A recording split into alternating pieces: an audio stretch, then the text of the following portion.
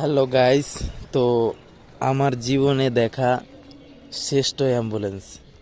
আমার জীবনে আমি প্রথমবার দেখলাম এরকম একটা আজবকারী অ্যাম্বুলেন্স। তো আপনারা দেখেন, এই জন্য ভিডিওটা করা।